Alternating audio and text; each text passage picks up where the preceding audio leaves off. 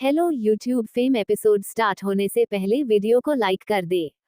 जैसे ही इस वीडियो पे 100 लाइक्स हो जाएंगे वैसे ही दूसरा एपिसोड अपलोड हो जाएगी।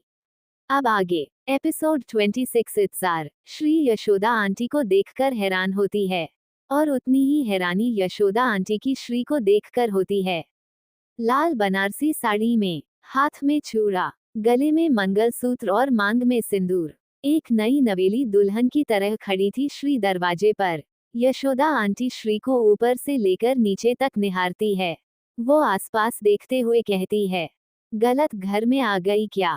श्री जी कहिए। तभी पीछे से सुनील की आवाज आती है, अरे चाची आप वापस आ गई। श्री सवालिया निगाहों से सुनील को देखती है।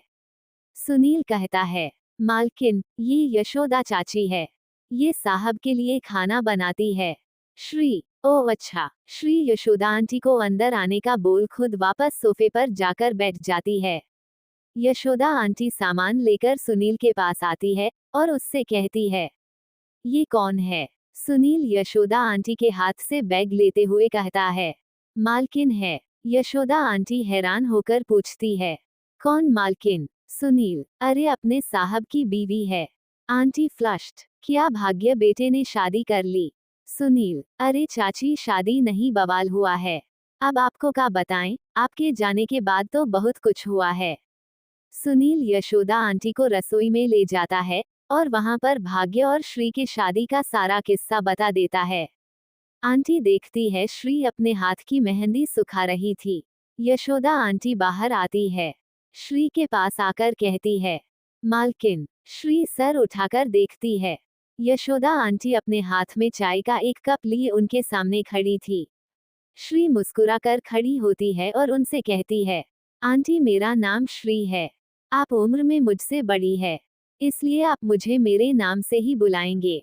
आंटी को श्री कहीं ना कहीं सरल स्वभाव की लगी।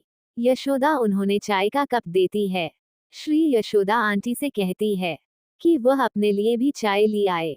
यशोदा आंटी अपने लिए भी चाय लाती है और श्री के पास नीचे बैठने को होती है तो श्री उनसे कहती है, अरे आंटी आप नीचे क्यों बैठ रही है, यहाँ ऊपर बैठो। आंटी सकुचाई कहती है, आपके बराबर फ्लश्ड। श्री हंसते हुए कहती है, इसमें बराबर वाली कोई बात नहीं आंटी, सोफा बैठने के लिए ही होता है।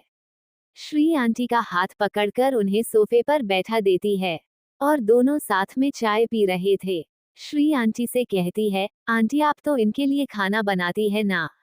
यशोदा आंटी जी श्री, इन्हें खाने में क्या क्या पसंद है? श्री का सवाल सुनकर यशोदा आंटी मुस्कुरा देती है और वह श्री को भाग्य की पसंद बता देती है। चाय खत्म होने के बाद श्री यशोदा किसे कहती है, आंटी आज का खाना हम बनाएंगे। यशोदा आंटी सोफे से खड़े होते हुए कहती है, नहीं बिटिया ये हमारा काम है। अब बता दीजिए क्या बनाना है, हम बना देते हैं, आप आराम कीजिए। श्री रसोई घर की तरफ जाते हुए कहती, जब से आई हूँ आराम ही कर रही हूँ और अब तो आराम करते हुए भी थक गई हूँ, और वैसे भी हमारी पहली रसोई नहीं हुई है। श्री और यशोदा आंटी दोनों रसोई में आती हैं। श्री जब रसोई में सामान निकालती है तब यशोदा आंटी देखती है श्री वही सब सामान निकाल रही है जो भाग्य को पसंद है। वो समझ आती है कि श्री भाग्य की पसंद का खाना बनाना चाहती है। आंटी मुस्कुरा देती है और श्री की मदद करने लगती है। उधर दूसरी तरफ भाग्य के ऑफिस में भाग्य अपनी मीटिंग से निकलकर अपने केबिन की तरफ जा रहा होता है। इतने में राहुल उसके पास आता है और कहता है, भाग्य इनकम टैक्स वाले आए हैं।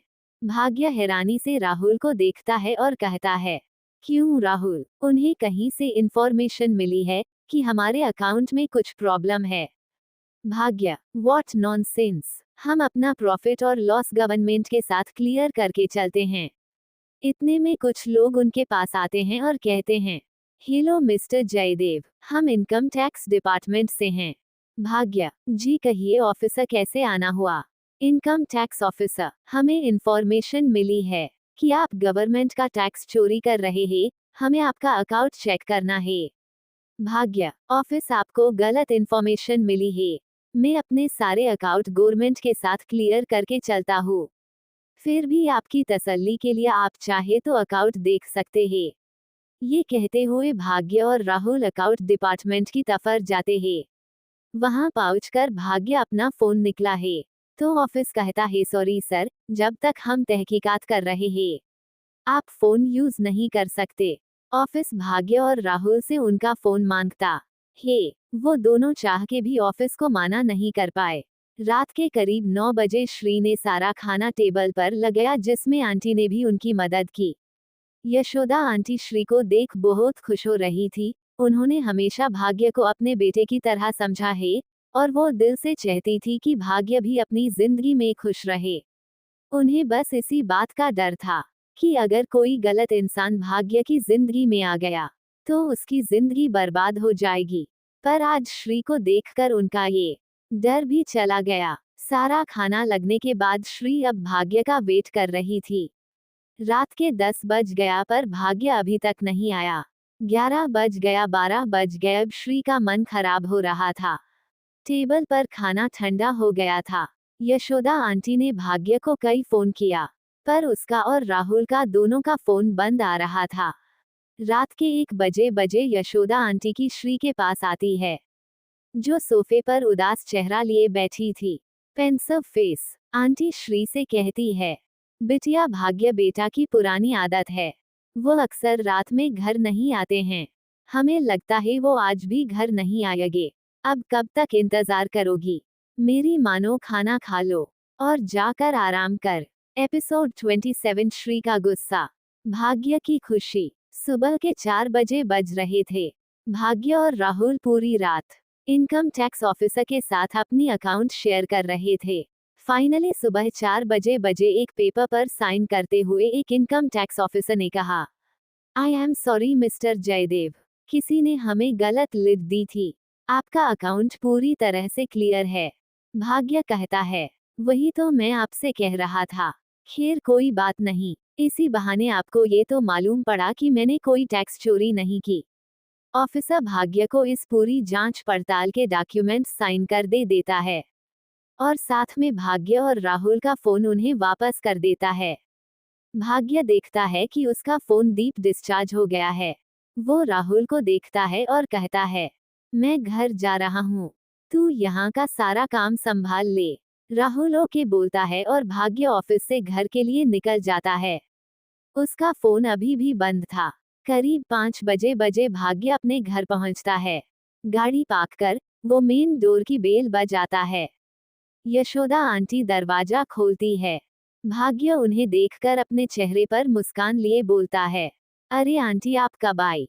यशोदा आंटी सेड चेहरे के साथ थोड़ी परेशानी में कहती है, कल शाम को ही आई हूँ, पर ये बताओ तुम अब तक कहाँ थे? भाग्य अंदर आता हुआ कुछ कहने को होता है कि तभी उसकी नजर डाइनिंग टेबल पर गुस्से में बैठी श्री पर पड़ती है। भाग्य को इस समय श्री का गुस्से वाला चेहरा नहीं बल्कि उसकी खूबसूरती नजर आ रही थी। लाल साड़ी, सिंदूर, चूड़ी, इन सब में श्री का रंग एकदम निखर कर रहा था। फिलहाल के लिए उसकी साड़ी के रंग से ज्यादा लाल तो उसके चेहरे का रंग हो रहा था। श्री को देखकर भाग्य से कुछ बोलते ही नहीं बन रहा था। जब श्री देखती है क्या भाग्य उससे कुछ भी नहीं कह रहा और बस उसे घूरे जा रहा है, गुस्से से डाइनिंग टेबल से खड़ी होती है और चिल्लाती हुई कहती है, पाउटिंग यशोदा आंटी, घर में सबको बता दीजिए, ये घर है, होटल नहीं, जिसका जब मन करे आएगा और जब मन करे चला जाएगा। श्री के इस तरीके से गुस्से में चिल्लाने पर भाग्य अपने संस में वापस आता है। उसे ये तो दिख रहा था कि श्री गुस्से में भरी पड़ी है, बस इसकी वजह नहीं जानता था। श्री डाइनिंग टेबल से ठंडे पड़े खाने को उठाते हुए कहती है, ठीक है, इतनी बड़ी कंपनी है, काम ज्यादा है, सब समझती हूँ। कम से कम एक फोन करके तो बताया जा सकता था कि घर नहीं आ रहे हो। लेकिन नहीं, यहाँ पड़ी किसे है, किसी को कोई फर्क ही नहीं पड़ता। घर में कोई इंतजार कर रहा होगा, कोई भूखा बैठा होगा, खुद तो खा पी के टुस कर बैठे हैं, बीवी की क्या पड़ी है। पाउटिंग, श्री गुस्से में बोलते हुए सारा सामान किचन में रख रही थी। रख क्या रही थी, पटक रही थी। और बेचारा भाग्य पहली बार अपने घर में सहमा हुआ नजर आ रहा था। उसने कभी जिंदगी में भी नहीं सोचा होगा कि उसका अपने ही घर में इतना अच्छा स्वागत होगा। टंग आउट यशोदा आंटी एक नजर भाग्य को देखती है। भाग्य बेचारा सा फेस बनाकर आंटी से पूछता है, मैंने क्या किया? आंटी पहले तो अपना सर पीट लेती है और फिर धीरे से भाग्य से कहती है, रात में घर क्यों नहीं आए थे? भाग्य कहता है, ऑफिस में कुछ जरूरी काम में फंस गया था। यशोदा आंटी, अरे तो एक फोन करके बता देते। आपको पता है, बिटिया ने कल शाम से आपका इंतजार किया है। यहाँ तक कि उन्होंने तो रात में खाना भी नहीं खाया। आपके लिए खाना बनाया था, सोचा था आपके साथ खाना खाएगी। यशोदा आंटी के ऐसे बोलने पर भाग्य के दिल में हजारों तरह की तितलियां और रही थी। कोई उसके लिए घर पर इंतजार कर रहा है, किसी ने उसके लिए खाना बनाया है। स्माइल। श्री ने सोचा कि वो भाग्य साथ में खाना खाएंगे।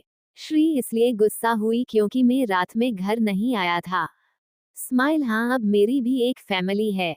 मेरी एक बीवी है जो मेरा इंतजार करती है। मेरे घर ना आने पर मुझे डांटती है, जो मेरे लिए खाना बनाती है और मेरे साथ खाने का इंतजार करती है। यही तो मिस कर रहा था भाग्य अपनी जिंदगी में। आज इतने सालों में पहली बार उसे एहसास हुआ कि वह घर आया है, अपने परिवार के पास आया है।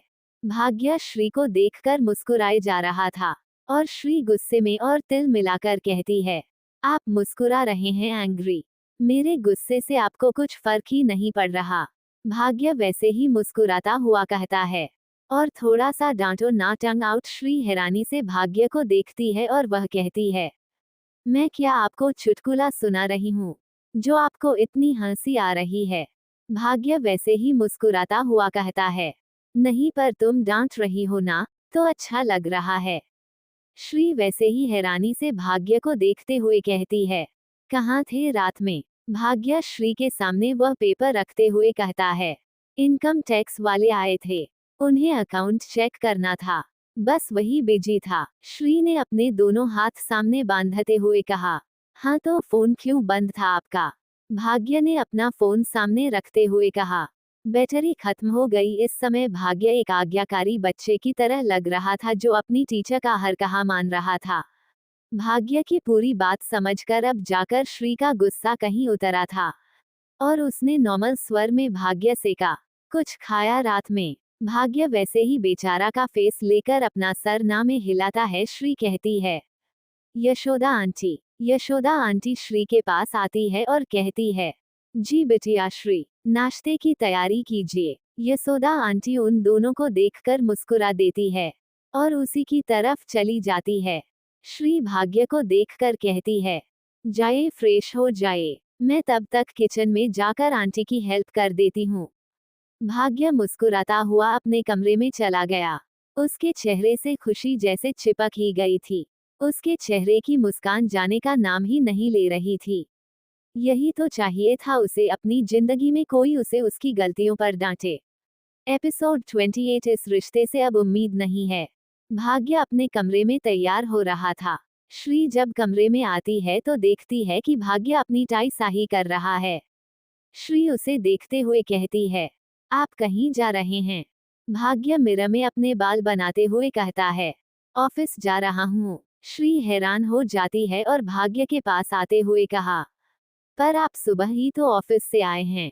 भाग्य श्री की तरफ पलटता है और मुस्कुराते हुए उसे देखकर कहता है, हाँ तो क्या हुआ, ऑफिस तो जाना है ना? श्री भाग्य के सामने अपने हाथ बांधते हुए कहती है, रात भर सोए नहीं आप? चेहरे पर थकान साफ नजर आ रही है।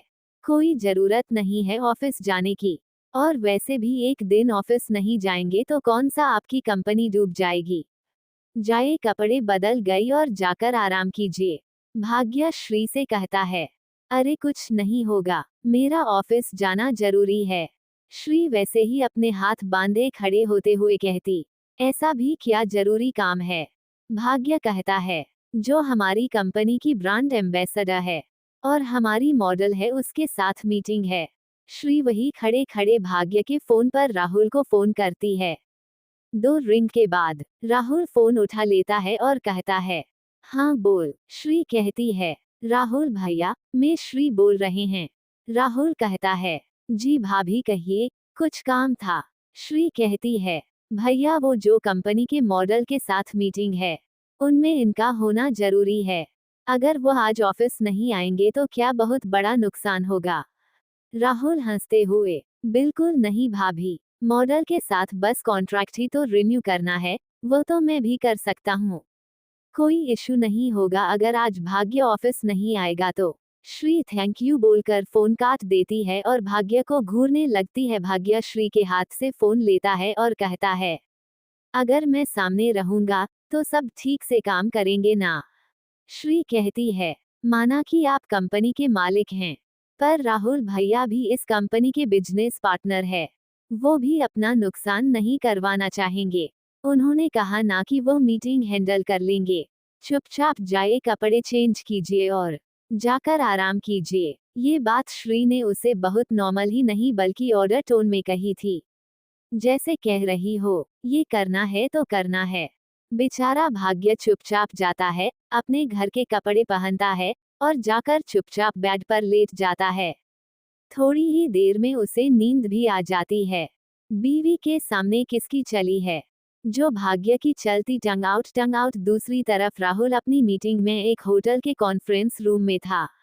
2 घंटे बाद मीटिंग खत्म होती है और राहुल मीटिंग रूम से बाहर निकलता है। जैसे ही लॉबी की तरफ जाने को होता है, वैसे ही किसी ने उसका हाथ पकड़कर अपनी तरफ खींच। राहुल देखता है सामने प्रिया होती है और उसे देखकर मुस्कुरा रही होती है। राहुल प्रिया का देखकर चौंक जाता है, पर वह भी अपनी स्माइल के साथ प्रिया से कहता है प्रिया तुम ये क्या कर रही हो। प्रिया वैसे ही राहुल का हाथ पकड़े हुए उससे कहती है, आज मेरी फ्रेंड का बर्थडे है, उसी की पार्टी में आए थे, आपको यहाँ देखा तो आपसे मिलने चली आई। आप यहाँ क्या कर रहे हैं। राहुल कहता है, मैं अपनी मीटिंग के लिए आया था। प्रिया कहती है, वैसे अगर आपकी मीटिंग खत्म हो गई हो तो क्या हम साथ में एक कप कॉफी पी सकते हैं। राहुल मुस्कुराकर कहता है, राहुल और प्रिया दोनों काफी शौक जाते हैं और कॉफी टेबल पर बैठ जाते हैं। राहुल और प्रिया अपनी किसी बात पर एक दूसरे से बात करते हुए मुस्कुरा रहे थे। थोड़ी देर बाद राहुल और प्रिया अपने अपने रास्ते चले जाते हैं। शाम को राहुल घर आता है, देखता है विनीता घर पर ही थी। वो अपना लैपटॉप बैग रखते हुए कहता है, आज तुम घर पर कैसे हो। विनीता अपनी एक आईब्रो चढ़ाते हुए कहती है, क्यों, मुझे यहाँ देखकर तुम्हें हैरानी हुई। राहुल अपनी टाई ढीली करते हुए कहता है, आज विवेक और परी का रिसेप्शन है, तुम्हें वहाँ होना चाहिए था। विनीता सोफे से उठते हुए कहती है, होना तो आपको भी वही चाहिए था। राहुल के आता है, हाँ तो रिसेप्शन 8 बजे शुरू है ना, मैं 7 बजे तक आ जाता। विनीता अपने दोनों हाथ बांधते हुए कहती हैं, राहुल तुम मुझसे कुछ छुपा रहे हो। राहुल कहता है, तुम कहना क्या चाहती हो। विनीता कहते हैं, क्या तुम्हारा कहीं अफेयर चल रहा है। राहुल गुस्से में भड़कते हुए कहता है, एंग्री, व्हाट नॉनसेंस, क्या बकवास कर रही हो। विनीता भी भड़कते हुए राहुल से कहती है, मेरी सारी बातें तुम्हें बकवास नजर आएगी और उस प्रिया की बातें तो तुम्हें बहुत अच्छी लगती है, तभी तो उसके साथ हंस हंस के बातें कर रहे थे। पाउटिंग राहुल भड़कते हुए कहता है, तुम्हारे दिमाग में जो ये गंदगी है ना विनीता, इसे जितनी जल्दी हो सके निकाल दो। दुनिया में हर चीज का इलाज है पर शक का कोई इलाज नहीं है। विनीता वापस केबल के पास जाती है और एक एनवेलप राहुल को पकड़ते हुए कहती है, अगर मैं शक कर रही हूँ तो तुमने इस शक को यकीन में बदल दिया है। राहुल को एनवेलप खोलकर देखता है तो उसकी आंखें हैरानी से बड़ी हो जाती है। यह उसकी और प्रिया की तस्वीरें थी जो किसी अलग तरीके से पेश की गई थी। पार्क में जब राहुल प्रिया से गले मिला था और आज की जब लॉबी में प्रिया ने राहुल का हाथ पकड़ा हुआ था और उस कॉफी शॉप की जब दोनों हंसकर बातें कर रहे थे। राहुल वह तस्वीर देखते हुए विनीता से कहता है, व्हाट नॉनसेंस, कहाँ से मिली ये तस्वीरें, किसने भेजी। पाउटिंग विनीता कहती है, किसने भेजी है यह मायने नहीं रखता, तस्वीरों में जो दिख रहा है वो मायने रखता है। राहुल पाउटिंग, जो दिख रहा है वह बस तुम्हारी आंखों का धोखा है। मेरा और प्रिया के बीच ऐसा कुछ भी नहीं है, हम बस दोस्त हैं। विनीता पाउटिंग, सच में दोस्त हो, और ऐसे कितने दोस्त हैं जिनके साथ तुमने ऐसे घूमते फिरते रहते हो। अगर तुम्हें कुछ करते भी हो ना, इसमें कोई बड़ी बात नहीं होगी। पाउटिंग राहुल गुस्से में भटकते हुए कहता है। विनीता अपनी जबान को लगाम दो। पाउटिंग, कहीं ऐसा ना हो कि तुम अपने कहे हुए शब्दों पर खुद ही पछताओ। विनीता भी उस पर और ज्यादा भड़कते हुए कहती है, हाँ हाँ, अब तुम्हें मेरी सब बातें तीर की तरह चुभ रही है। उस प्रिया के शब्द तुम्हें मिश्री लगते हैं। पता नहीं कैसी लड़की है जो शादीशुदा आदमी के पीछे पड़ी हुई है। तुम दोनों की अपनी जरूरतें होंगी, वही तो पूरी करते हुए एक साथ हो, फिर चाहे फिजिकल ही। चाटक हैंड वेविंग, ये थप्पड़ राहुल ने विनीता को मारा था। विनीता का गाल एक तरफ झुक गया था और उसकी आंख से आंसू आने लगे थे। राहुल गुस्से में बौखलाया हुआ विनीता से कहता है, you cross the all limited. Pouting pouting, मुझे इतना तो पता था तुम एक बड़े बाप की बिगड़ी हुई औलाद हो, पर मुझे पता था तुम मेरी ना सही पर किसी लड़की की इज्जत तो करना जानती होगी। खुद एक औरत होकर दूसरी औरत के लिए ऐसा सोच सकती हो। पाउटिंग, वो भी उसके लिए जिसका इन सब से कोई लेना देना भी नहीं। विनीता अपना चेहरा उठाकर राहुल को देखती है। क्राइंग, उन दोनों के बीच हजारों बार लड़ाइयाँ हुई है। विनीता ने राहुल को कितना कुछ सुनाया, पर आज तक उसने राहुल का ये रूप नहीं देखा था। राहुल को ऐसा देखकर आज विनीता को भी थोड़ी सी घबराहट हो रही थी। राहुल वैसे ही गुस्से में विनीता से कहता है, आज तक तुम्हारी हर गलती, तुम्हारी हर बकवास को मैंने ये सोचकर नजरअंदाज कर दिया कि कभी तो तुम हमारी शादी को एक मौका दोगी, पर तुमने आज मेरी सारी सोच पर मेहनत पानी फेर दिया। राहुल घूमकर विनीता की तरफ अपनी पीठ कर लेता है और कहता, शायद अब हमारे रिश्ते में कुछ ऐसा नहीं है जिसे हमें बचाने की कोशिश करनी चाहिए। ये पहली बार था जब राहुल ने अपनी तरफ से इस रिश्ते को खत्म करने की बात कही थी। फ्लश्ड और विनीता ये सुनकर पूरी तरह से हिल गई थी। उस उम्मीद नहीं थी कि राहुल उससे कभी यह भी कहेगा। एपिसोड 29। विनीता चली गई। राहुल की पीठ विनीता की तरफ थी और विनीता की आंखें इस समय नम थी। पहली बार था जब राहुल ने उससे अलग होने की बात कही थी। एक कहावत है कि अहंकार किसी भी रिश्ते को खा सकता है, इसलिए अगर थोड़ा सा झुकने पर रिश्ते सलामत रहते हैं तो इसमें कोई बुराई नहीं। पर विनीता को इस समय अपने अहम के आगे अपना रिश्ता नजर नहीं आ रहा था।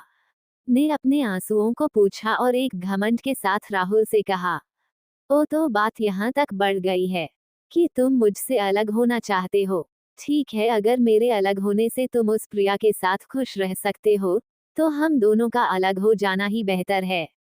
ये कहकर विनीता अपने कमरे की तरफ बढ़ जाती है।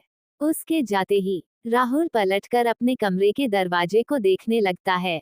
इस समय उसकी आंखों में आंसू थे और चेहरे पर एक हताशा। वो कभी विनीत पर हाथ नहीं उठाना चाहता और ना ही कभी उससे अलग होना चाहता था। उसने तो अपनी और विनीता के रिश्ते को हमेशा मौका दिया है, पर आज विनीता ने अपनी सारी हदें पार कर दी थी। ना चाहते हुए भी राहुल को उससे अलग होने के लिए कहना पड़ा। 20 मिनट बाद विनीता अपने कमरे से बाहर आती। उसके हाथ में उसका सूटकेस था।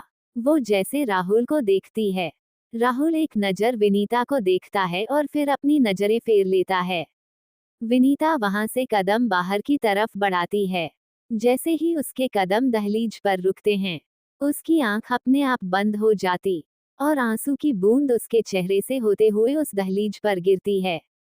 अचानक से विनीता के जहन में 3 साल पुरानी वो दिन याद आता है जब उसने इसी दहलीज को पार करके अपना गृह प्रवेश किया था।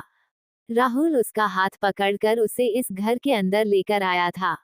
अपनी आंखें खोलती है और अपने आंसुओं को पूछकर दहलीज पार करके घर से चली जाती है। उसके बाहर जाते ही राहुल लड़खड़ा जाता है। वो इस साइड टेबल को पकड़कर वहीं बैठ जाता है। वो अपने चेहरे को अपने दोनों हाथों में छुपा लेता है। उसका मन इस समय जोर जोर से खींचकर रोने को कर रहा था। जाने कब तक राहुल ऐसे ही जमीन पर पड़ा हुआ था। अचानक से उसका फोन बजने लगता है। वह देखता है तो ये प्रिया की कॉल है। राहुल का मन कर रहा था वह कॉल काट दे, पर प्रिया ने उसे 2 बार कॉल कर दी थी, इसलिए राहुल ने फोन उठाया। प्रिया ने कहा, राहुल जी, आप मुझे जीजा जी का नंबर दे सकते हैं? वह क्या है ना, श्रीका का फोन नहीं लग रहा है और मुझे उससे। राहुल प्रिया की बात बीच में काटते हुए कहता है, मैं तुम्हें नंबर सेंड करता हूँ। राहुल की आवाज में भारीपन था, जो प्रिया ने महसूस कर लिया। उसने राहुल से कहा, राहुल जी आप ठीक है? कुछ हुआ है क्या? राहुल ने अपना चेहरा पोंछते हुए कहा, नहीं कुछ नहीं हुआ, मैं तुम्हें भाग्य का नंबर देता हूँ। प्लीज उसे मेरी हालत के बारे में कुछ मत कहना। राहुल ये कहकर फोन रख देता है। प्रिया को थोड़ा अजीब लगता है।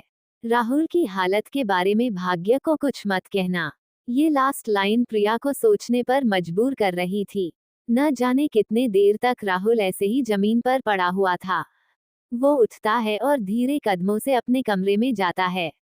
अलमारी खुली हुई थी, जहां पर विनीता के कपड़े हुआ करती थी वो अलमारी खाली है। ड्रेसिंग टेबल जहां पर विनीता का मेकअप का सामान रहता था, आज वहां पर कुछ भी नहीं है। आज कमरा राहुल को काटने को दौड़ रहा था। यहाँ की सजावट, इंटीरियर सब उसे बेजान नजर आ रही थी। उसने साइड में पड़ा फ्लावर पॉट उठाया और शीशे पर दे मारा। शीशा एक बार में ही चकनाचूर हो गया और पूरे फर्श पर फैल गया। राहुल नंगे पैर उसी से पर चलता हुआ अलमारी के पास आता है और उस अलमारी को जोर से धक्का देता है। अलमारी का दरवाजा उखड़ जाता है। फिर राहुल की नजर उस बेड पर जाती है, जहां भले ही वह दोनों कभी एक ना हुए हो, पर एक साथ होते जरूर थे। विनीता की वह साइड जहां विनीता सोया करती थी वह खाली थी। राहुल एक ड्रर में से लाइटर निकालता है, उसे जलाकर बेड पर फेंक देता है। कुछ ही पल में वह बेड आग की लपटों में लिपट जाता है। जैसे जैसे राहुल उसकी तरफ बढ़ रहा होता है, उसके जेहन में अपनी और विनीता की शादी से लेकर अब तक के सारे सीन एक साथ चल रहे थे। राहुल जैसे ही बेड के बहुत नजदीक पहुंच जाता है, कोई उसे खींचकर वापस पीछे कर लेता। राहुल हैरानी से पीछे पलटकर देखता है तो उसके सामने प्रिया खड़ी थी। प्रिया राहुल का हाथ पकड़कर जल्दी से उसे रूम से बाहर लाती है और वॉचमैन की मदद से कमरे में लगी आग बुझाती है। राहुल सोफे पर बैठा हुआ था और प्रिया उसके सामने बैठी हुई थी। प्रिया ने बहुत ही नर्म लहजे में पूछा, राहुल आखिर बात क्या है? राहुल के सब्र का बांध टूट गया और वह प्रिया से लिपटकर फूट फूट कर रोने लगा। चली गई मुझे छोड़कर, क्राइंग। मेरे इतने साल के इंतजार का उसने ये सिला दिया। मुझे बिल्कुल भी उम्मीद नहीं थी कि वह मुझे छोड़कर जाएगी। मैं कैसे रहूंगा उसके बिना? लड़ लेती झगड़ लेती पर मेरे साथ रहती। मुझे छोड़कर क्यों गई? मुझे नहीं जीना है। प्रिया ने राहुल को खुद से दूर किया और कहा, राहुल होश में आइए, क्या हुआ है आपको? कौन छोड़कर गई है आपको? राहुल ने हताशा के साथ। विनीता। प्रिया ने हैरानी से, आपकी वाइफ छोड़कर चली गई, पर क्यों? राहुल ने टेबल पर पड़ा अनब्लॉक उसे देते हुए कहा, इस वजह से। प्रिया ने जब फोटोग्राफ्स देखे उसका दिमाग हटने को हो रहा। उसने गुस्से में राहुल पर चलाते हुए, व्हाट द हेल? राहुल क्या है ये सब? हमारी तस्वीरें इस तरीके से, वह भी आपकी वाइफ के पास। किसने किया है ये सब? राहुल, मुझे नहीं पता, पर विनीता के पास ये सारी तस्वीरें थी और उसे लगता है कि तुम्हारे और मेरे बीच कुछ है। प्रिया, तो आपने उन्हें क्लियर क्यों नहीं किया? राहुल, क्योंकि वो कुछ सुनना ही नहीं चाहती थी। उल्टा उसने हम दोनों को लेकर बहुत सी गलत फहमी पाल रखी थी और इन सब के बीच मेरा उस पर हाथ उठ गया। मैंने उसे चली जाने के लिए कहा। इतना सब सुनकर प्रिया का सर दर्द करने लगा। उसने अपने सर को अपने हाथों से दबाते हुए, राहुल आपको एक बार मुझसे तो बात करनी चाहिए थी। मैं बात करती आपकी वाइफ से, समझाती कि यह सब बस एक गलत फहमी है। राहुल ने कहा, तुम्हें क्या लगता है मैंने कोशिश नहीं की थी? विनीता किसी की सुनती तब ना। मैंने एक बार बोला चली जाओ और वह चली गई। प्रिया ने राहुल के कंधे पर हाथ रखते हुए, क्या हम कुछ कर नहीं सकते? हम भाग्य जीजा जी से बात करें, शायद वह हमारी मदद कर सके। राहुल ने तुरंत प्रिया का हाथ पकड़ते हुए उससे कहा, इस बारे में भाग्य से या श्री भाभी से कोई बात मत करना। मैं भाग्य को बचपन से जानता हूँ। जिंदगी में पहली बार उसके जीवन में खुशियाँ आई है। भाभी के साथ अपनी नई जिंदगी की शुरुआत कर रहा है। इन दिनों जितना खुश मैंने उसे देखा है उतना खुश शायद ही कभी हुआ हो। मैं नहीं चाहता मेरी वजह से मेरे दोस्त की जिंदगी में जो खुशियां आई है वह दुख में बदल जाए। एपिसोड 30 प्यार की उम्मीद। श्री इस समय अपनी खिड़की पर बैठे चांद को देख रहे थे। तभी भाग्य उसके साइड में आकर खड़ा होता है और श्री को देखते हुए कहता है, सोई नहीं अभी तक, रात काफी हो गई है। श्री चांद को देखते हैं, वह अपने हाथ से अपने मंगलसूत्र को छोड़ रही थी और इसी तरीके से चांद को देखते हुए भाग्य से कहती है, आपने मुझसे शादी क्यों की? भाग्य ने के अजीब से चेहरा बनाया और श्री से पूछा, ये सब फालतू सवाल है। श्री भाग्य की तरफ घूमती है और उसे देखते हुए कहते हैं, वहां इतने सारे लोग थे तमाशा देखने के लिए, तो शादी करने के लिए आप ही आगे क्यों आए? श्री के सवाल पर भाग्य पहले तो मुस्कुराता है और वह श्री का हाथ पकड़कर उसे साइड में लगी एक स्विंग चेयर पर बैठता है और रेलिंग से टिककर उसे देखते हुए कहता है, क्योंकि तुम में मुझे मैं नजर आया। श्री कहती है, मतलब? भाग्य कहता है, श्री मेरा इस दुनिया में कोई नहीं आया और तुम्हारा भी इस दुनिया में कोई नहीं है। हम दोनों अकेले हैं। जैसे कहने के लिए कबीर मेरे साथ है, वैसे ही कहने के लिए मामा जी तुम्हारे साथ है। पर उन दोनों की भी अपनी अलग दुनिया है। इसलिए एक तरफ से देखा जाए तो हम दोनों का ही इस दुनिया में कोई नहीं है। जब मैं अकेला था तो मुझे किसी से कोई उम्मीद नहीं थी। कभी लगा नहीं था कि कोई मेरे लिए इंतजार करेगा, कोई मेरे घर ना आने पर परेशान होगा, कोई मेरे लिए प्यार से खाना बनाएगा। इसलिए तो मैं कई कई दिनों तक घर भी नहीं आता था, क्योंकि ये घर घर नहीं सिर्फ मकान था, जिसका होना ना होना एक बराबर है। पर जब से तुम आई हो, ऐसा लगता है कि मैं घर आ रहा हूँ। भाग्य की बात सुनकर श्री आगे कहती है, पर क्या हम दोनों ऐसे ही बेमतलब के दूसरे के साथ पूरी जिंदगी रह सकते हैं? भाग्य ने कहा, कितने का हमारा बेमतलब का रिश्ता है।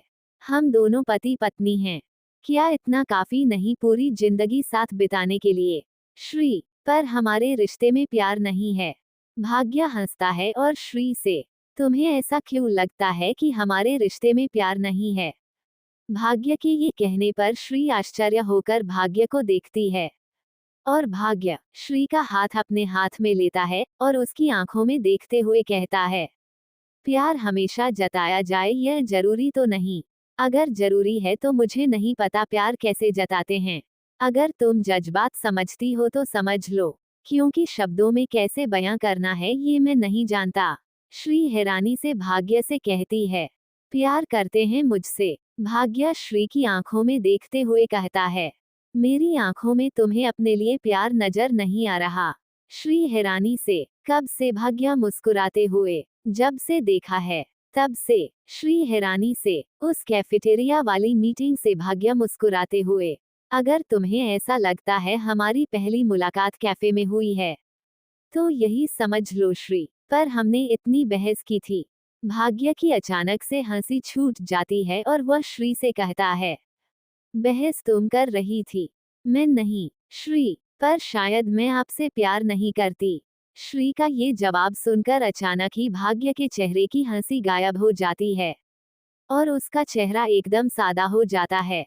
पर वह बिना किसी भाव के श्री से कहता है, कोई बात नहीं, मैं करता हूँ ना प्यार तुमसे, और मेरा प्यार हम दोनों के लिए काफी है। श्री, आपने बस देखकर मुझसे प्यार कर लिया। भाग्य के चेहरे पर एक छोटी सी मुस्कान आ जाती है और वह श्री से कहता, तुम्हें देखकर ही तुम्हारी अच्छाइयों का पता चल गया था मुझे। तुम कैफे में मुझसे मिलने आई थी, तुमने मुझे विवेक समझकर मुझसे बात की थी। तब तुमने ये कहा था कि तुम शादी के बाद भी काम करना चाहती हो।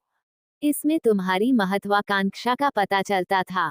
जब तुम्हारा फोन बजा तो तुमने कोई पुराना सा कीपैड वाला फोन निकाला था, जहां आज के दौर पर एक मामूली से मामूली इंसान के पास भी स्मार्टफोन होता है, वहां पर तुम्हारे पास एक कीपैड वाला फोन था। से यह पता चलता है कि तुम इच्छा और जरूरत में फर्क समझती हो। जब तुमने मेरी कंपनी को सिर्फ इसीलिए बकवास कहा था कि तुम मामाजी के लिए उनकी पसंद की घड़ी नहीं ले सकी, इससे तुम्हारे लिए तुम्हारे अपनों की खुशी का कितना ख्याल है ये पता चलता है। जब तुमने ये कहा कि तुमने दिन रात ट्यूशन पढ़ाकर मामा जी की घड़ी के लिए पैसे जमा किए थे। इससे तुम्हारी मेहनत का पता चलता है। पैसे होने के बावजूद भी तुमने अपने लिए नया फोन नहीं लिया बल्कि मामा जी के लिए गिफ्ट लिया। इससे तुम्हें पैसों की कीमत है, इसका पता चलता है। जब तुम्हें ये पता चला मैं विवेक नहीं हूँ, तो उस कॉफी का बिल तुम देने के लिए आगे आए। इससे ये पता चलता है कि तुम एहसान लेने में यकीन नहीं रखती। पहली मुलाकात में जहाँ लोग एक दूसरे लुक्स को नोट करते हैं, वहां पर मैंने तुम्हारे व्यवहार को नोट किया। इतना काफी था तुमसे प्यार होने के लिए। श्री हैरान थी कि भाग्य उसके बारे में इतनी गहराई से जानता है। उसने भाग्य से कहा, क्या आप मुझसे भी उम्मीद करते हैं कि मैं आपसे प्यार करूं? भाग्य कहता है कि यह उम्मीद करना गलत है, पर मैं तुम पर कोई जोर जबरदस्ती नहीं करूंगा। प्यार एहसास है जो थोपा नहीं जाता, महसूस किया जाता है। जैसे मुझे महसूस हो गया, वैसे एक दिन तुम्हें भी हो जाएगा। पर जिस दिन तुम्हें महसूस हो गया, उस दिन मौत भी आ जाए। भाग्य इससे पहले कुछ कह पाता, श्री ने उसके मुंह पर अपना हाथ रख दिया और अपना सर ना में हिलाया। भाग्य के चेहरे पर अचानक से मुस्कान आ गई और उसका वह हाथ जो श्री ने उसके मुंह पर रखा था, उसने उसे चूम लिया। श्री ने अपना हाथ पीछे खींच लिया और आंखें नीची कर ली। भाग्य ने मुस्कुराते हुए कहा, मेरी जीने मरने से कभी किसी को कोई फर्क नहीं पड़ता था, पर तुम वो पहली जो मुझे खोने से डरती है। तुम्हारी एक और अदा से मुझे प्यार हो गया। लो जी, भाग्य ने बोल दिया अपने दिल की बात। आपका एपिसोड कैसा लगा मुझे जल्दी से कमेंट करके बताएं।